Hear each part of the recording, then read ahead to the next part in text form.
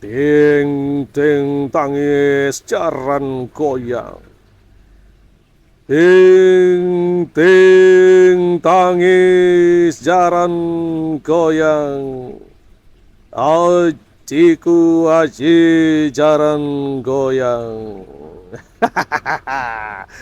Halo Sobat Super Logika dimanapun Anda berada saat ini. Kembali bersama saya, Bli Singa Bali, filosof konyol. Haha.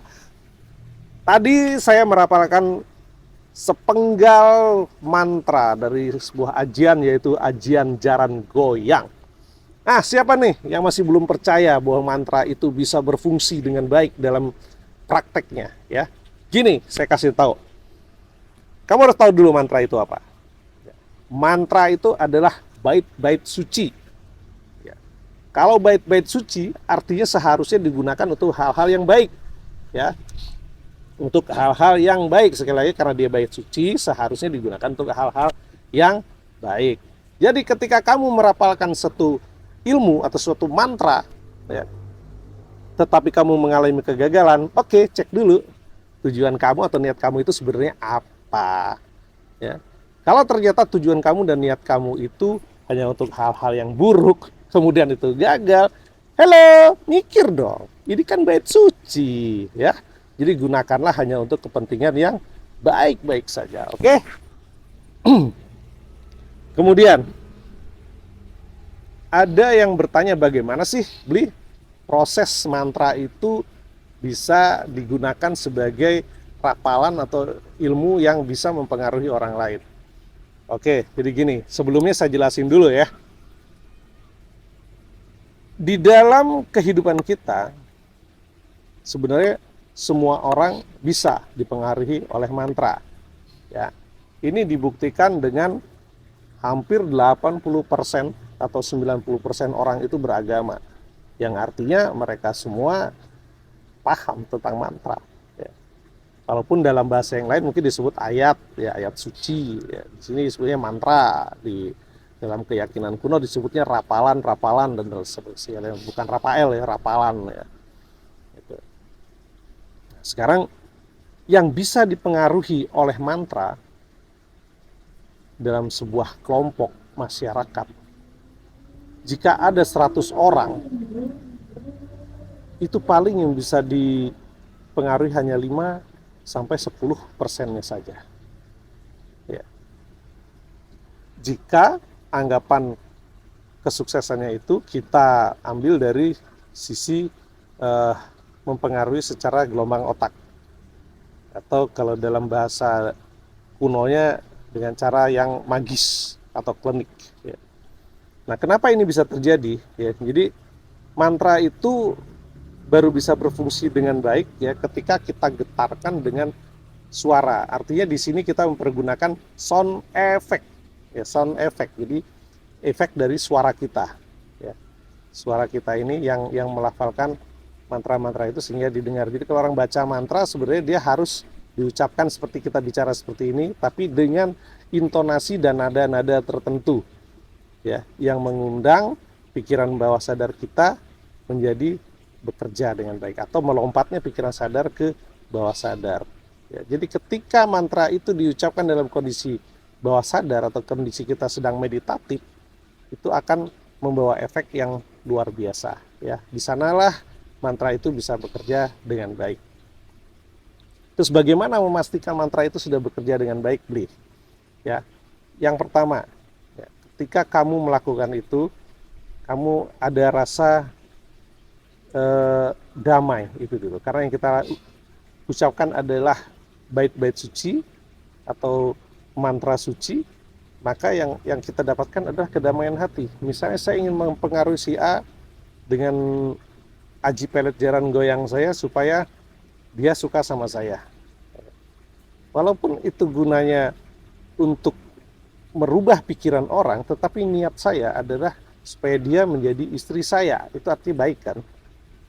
Dia menjadi istri saya dan saya memang sungguh-sungguh ingin menjadikan dia istri. Di sanalah saya akan melakukan teknik seperti tadi itu. Ya, dengan merapalkan mantra seperti cara tadi saya melafalkan mantra di depan itu, kemudian saya bayangkan. Nah, di sini kemampuan intuisi juga diperlukan. Ya. Mantra itu adalah sound effect yang membuat gelombang otak kita menjadi turun dan kita mampu melancarkannya menuju sasaran kita. Ya. Jadi ingat, gelombang otak kita atau pikiran kita itu tidak jauh berbeda dengan kecepatan cahaya. Ya, sesuatu yang dikirim melebihi dari kecepatan cahaya itu akan bisa membuat apa yang kita pikirkan menjadi sebuah kenyataan di sana.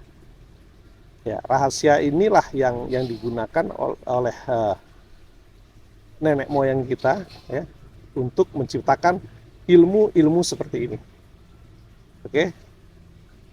Jadi ketika kita merapalkan mantra itu, kita bayangkan energi sudah terkumpul, kita lontarkan, ya, kita lontarkan melalui frekuensi suara kita ini. Bayangkan suara kita sudah didengar oleh si A, kemudian setelah dia didengar, dari si A terpancar gelombang otaknya kembali ke kita, masuk ke ajna cakra kita di sini. Nanti setelah di sini, sampai di sini, kita ucapkan apa yang menjadi keinginan kita.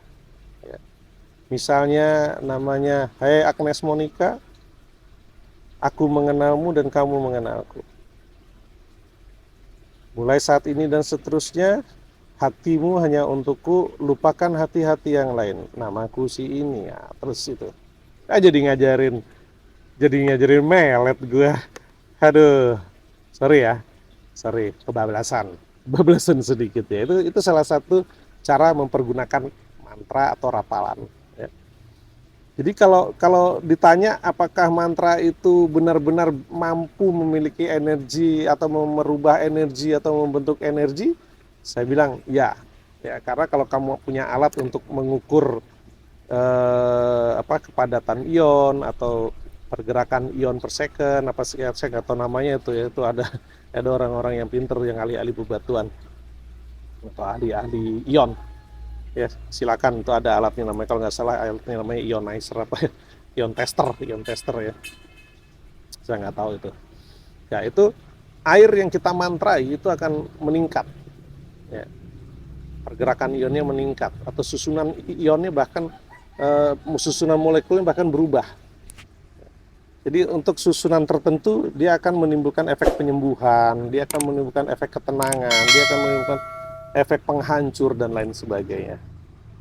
Ya, jadi itu sudah banyak sekali dibuktikan oleh para bule-bule, ya, para bule-bule karena mereka yang punya alatnya. Ya.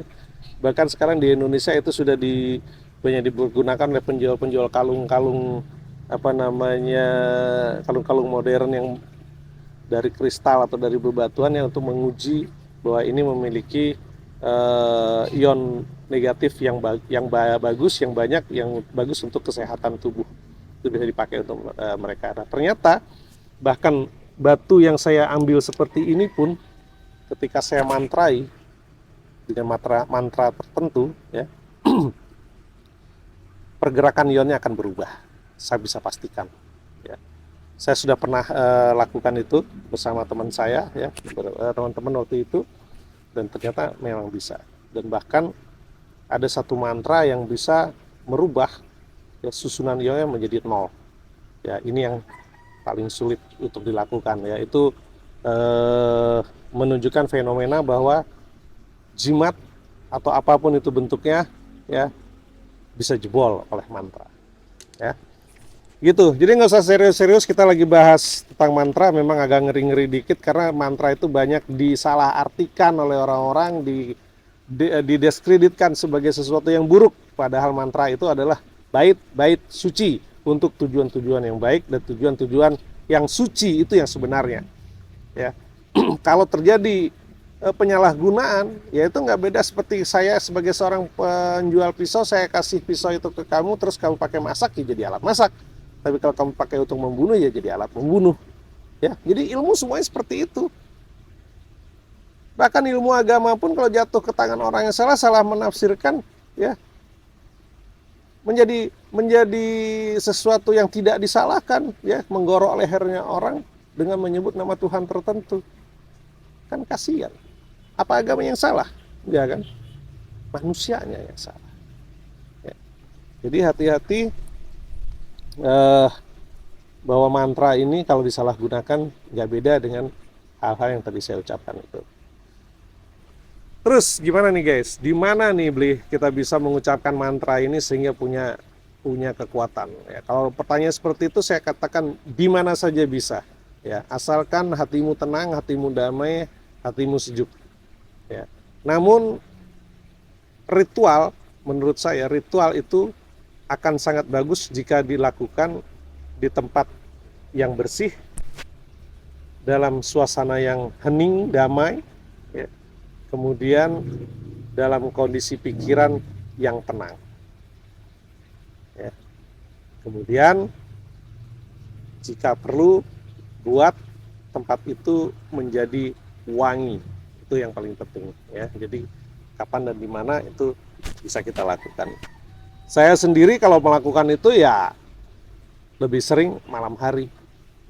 Kenapa? Karena kalau itu berkaitan dengan manusia, ya berkaitan dengan manusia, misalnya si A sakit, si B mau saya pelet, misalnya seperti itu, ya sudah, saya lakukannya malam hari.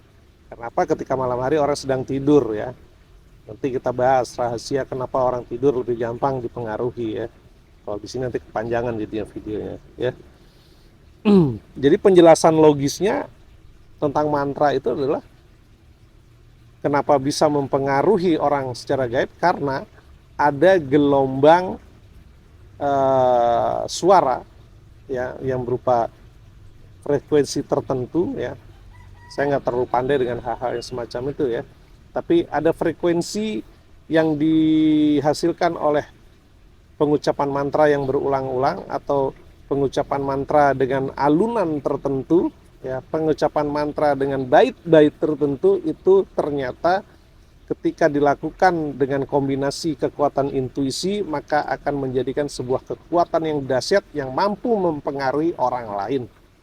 Ya, ini apa sih ini? Ngerepotin deh kamu. Sorry ya. Oke. Jadi itu mantra dan rapalan ya buat kalian yang selama ini sudah punya mantra atau punya rapalan-rapalan tertentu, nggak usah ragu ya. Kalian pelajarin aja ya.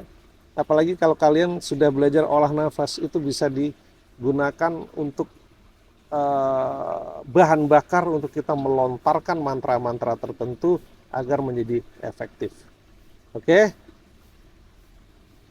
sedemikian dulu dari saya untuk penjelasan mantra ini. Kalau dia bertanya silakan tulis di kolom komentar, nanti akan saya jawab ya sebisa saya ya. Kita diskusi boleh, kritik boleh, atau lu bilang apa aja lah cuma begitu doang dan lain sebagainya. Atau kalau ingin buktikan Bli ke saya Bli, ya silakan ya.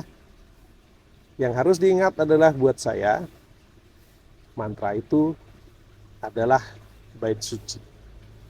Jadi sebaiknya kalian gunakan untuk hal-hal yang baik saja.